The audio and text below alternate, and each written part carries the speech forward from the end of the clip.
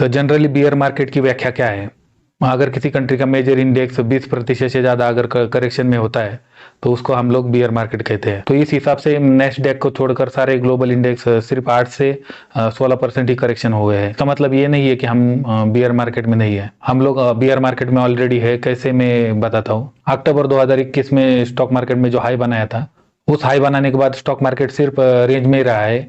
18,500 और 16,000 के बीच में ही स्टॉक मार्केट पिछले 18 महीने से घूम रहा है। अगर साल का इंडेक्स का रिटर्न 15% माना जाएगा तो 18 महीने का जो है 15% के हिसाब से 22% रिटर्न बनता है। और उसमें 8 से 9% टॉप से करेक्शन जोड़ा जाएगा तो ये करेक्शन लगभग जो है 30% हो जाएगा।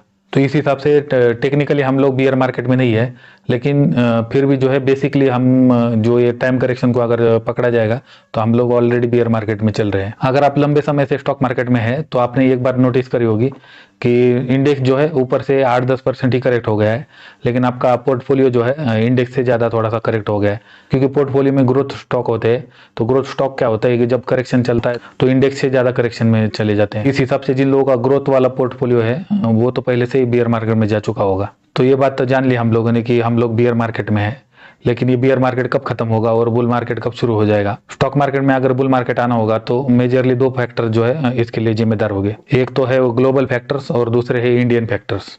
तो इंडियन फैक्टर्स में पहला कारण है कि भारत का रिटेल इन्फ्लेशन और आरबीआई की मॉनेटरी पॉलिसी। आरबीआई का कंफर्टेबल इन्फ्लेशन रेंज है 4 से 6% और हमारा इन्फ्लेशन जो है 7% के ऊपर चल रहा है इस समय।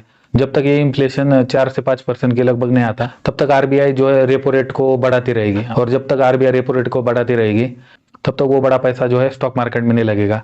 वो सिर्फ एसेट जैसे एफडी, बॉन्ड, इस तरह के एसेट में जाता रहेगा। तो स्टॉक मार्केट में इंडियन डोमेस्टिक इन्वेस्टर का अगर पैसा नहीं आएगा तो स्टॉक मार्केट तब तक जो है बुल मार्केट में नहीं जाएगा।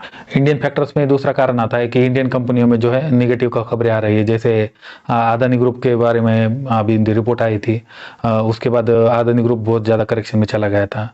उसके बाद बहुत सारे बैंकों पे जो है फ्रॉड के आरोप लग रहे हैं, एनपीए के आरोप लग रहे हैं। तीसरा इंडियन कारण है कि जो भी कंपनियां बाहर से कच्चा माल वगैरह इंपोर्ट करती है तो बाहर भी बहुत ज्यादा इन्फ्लेशन है। जब तक उनका इन्फ्लेशन कम नहीं होता तब तक उनके रॉ मटेरियल का जो है प्राइजेस कम नहीं होंगे। तो इस वजह से जो भी कंपनियां वहां से इंपोर्ट करके यहाँ माल बनाती है तो उन कंपनियों पर प्रोडक्शन कॉस्ट का जो है एक तरह से बर्डन आएगा। इस वजह से जो है कंपनियों का प्रॉफिट भी जो है ठीक ठाक निकल नहीं रहा है। जब तक ये ग्लोबल टेंशन खत्म नहीं होती तब तक भारतीय कंपनियों की कमाई में सुधार नहीं आएगा। जब तक भारतीय कंपनियों की कमाई में सुधार नहीं आएगा तब तक यहाँ पर बुल मार्केट आना मुश्किल है। तो ये 3 जो है इंडियन फैक्टर्स है।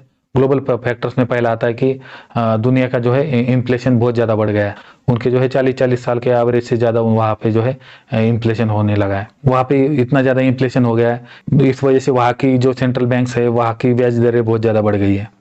तो ब्याज दरें वहाँ पे भी बढ़ गई है, तो इस वजह से जो भी मोटा पैसा होता है, ज़्यादा पैसा रहता है, बड़े बड़े इंस्टीट्यूशनल पैसा रहता है, तो उन लोगों का जो है पैसा सेफ एसेट्स में जा रहा है। वहाँ पे भी जो है बॉन्ड और बैंक की जो एफडी है वहाँ पे ज़्यादातर पैसा ट्रांसफर हो रहा है। तो उस वजह से वहाँ के मार्केट भी साइडवेज ही परफॉर्म कर रहे हैं। दूसरा एक ग्लोबल प्रॉब्लम रिसेंटली चालू हो गया है। वहाँ की जो बड़ी बड़ी बैंक है, credit Suisse, silicon valley bank, इन सब बैंकों में जो है बहुत ज़्यादा प्रॉब्लम चल रही है। उन बैंकों के डिपॉजिटर्स बैंक से जो है पैसा भी निकाल नहीं पा रहे। इस वजह से जब तक ये क्राइसिस खत्म नहीं होता तब तक जो है वहाँ पे बुल मार्केट आना मुश्किल है। थैंकफुली इंडियन बैंकों में इतना बड़ा क्राइसिस चल नहीं रहा है, तो इस वजह से इंडिया में बहुत बड़े करेक्शन की संभावना जो है बहुत कम लग रही है। तीसरा ग्लोबल फैक्टर है रशिया और यूक्रेन का युद्ध। रशिया और यूक्रेन का जो युद्ध चल रहा है तो उस बात को लगभग 1 साल हो चुका है, फिर भी इन दोनों पार्टीज में से कोई भी आज तक पीछे हटा नहीं है।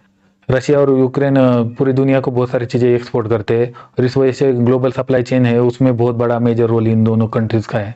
और जब से इन लोगों का युद्ध चल रहा है तो इस वजह से बहुत सारी चीज़ें एक्सपोर्ट नहीं हो रही है, तो इस वजह से बहुत सारी चीज़ों का दाम बहुत बढ़ गए हैं और इन्फ्लेशन का ये भी बहुत बड़ा कारण है। जब तक इन दोनों देशों का युद्ध खत्म नहीं होता तब तक ग्लोबल महंगाई में बहुत ज़्यादा गिरावट हो जाएगी, ऐसा लगता नहीं है। तो ये बियर मार्केट कब तक चल सकता है? ये बियर मार्केट मुझे लगता है 6 महीने से लेकर 1.5 साल तक ज़्यादा ज़्यादा चल सकता है। मैंने जो पहले ग्लोबल और डोमेस्टिक फैक्टर बताए थे उसमें भी थोड़ा थोड़ा सुधार होने लगा है, तो हो सकता है कि 1-1.5 साल में इन सब चीज़ों में सुधार हो जाए और मार्केट बुल मार्केट में चला जाए। अगर स्थिति यहाँ से और ख़राब हो जाती तो मुझे नहीं लगता इंडियन मार्केट में बहुत ज़्यादा करेक्शन आएगा, क्योंकि हमने जैसे पहले ही डिस्कस किया है कि टाइम करेक्शन बहुत ज़्यादा हो चुका है। तो इस वजह से मैं यहाँ से सिर्फ 10 से 15% जो है इंडियन मार्केट में करेक्शन देखता हूँ। ग्लोबल मार्केट का मैं बता नहीं सकता क्योंकि ग्लोबल मार्केट में बहुत सारी चीज़ें चल रही है। वो बैंक के क्राइसिस चल रहे हैं और इन्फ्लेशन भी जो है वहाँ पे बहुत ज़्यादा है, तो वहाँ पे 30% भी वो ग्लोबल मार्केट करेक्ट हो सकते हैं। तो अगले 6 महीने से लेकर 1.5 साल तक निफ्टी जो है 16,000 से लेके 18,500 के बीच में ही जो है कंसोलिडेट हो सकता है। फिर जैसे ही ग्लोबल सेंट्रल बैंक्स है उनके इंटरेस्ट रेट जो उन्होंने बढ़ाए हैं उसमें जैसे कटौती शुरू हो जाएगी तो फिर नया बुल मार्केट शुरू हो जाएगा। जिन लोगों को स्टॉक मार्केट में पैसा इन्वेस्ट करना है उन्होंने क्या करना चाहिए? अगर आपका सारा पैसा अगर स्टॉक मार्केट में लग चुका है तो उसको मुझे नहीं लगता अभी बेचना चाहिए, क्योंकि टाइम करेक्शन अच्छा खासा हो चुका है। अगर यहाँ से मार्केट ऊपर जाएगा तो आप लोग जो है बहुत ज़्यादा पछताओगे। और जिन लोगों ने स्टॉक मार्केट में अभी तक इन्वेस्टमेंट नहीं किया है और जो लोग अभी भी वेट कर रहे हैं तो उन लोगों ने जो है धीरे धीरे इन्वेस्टमेंट करना शुरू करना चाहिए। स्टॉक मार्केट में बुल मार्केट जब भी आएगा बहुत तेजी से ऊपर चला जाता है मार्केट, तो उसमें इन्वेस्टमेंट करने का आपको कभी मौका नहीं मिलेगा। अभी अगर आप अच्छे खासे ग्रोथ स्टॉक्स में इन्वेस्ट करोगे तो वो 40-40, 50-50% जो है ऊपर से करेक्शन में मिलेगा। अगर बुल मार्केट शुरू हो जाता है और अगर वो अपने प्रीवियस हाई को भी टच करने जाते हैं तो भी आपको 70 से 80% आराम से रिटर्न मिल जाएंगे।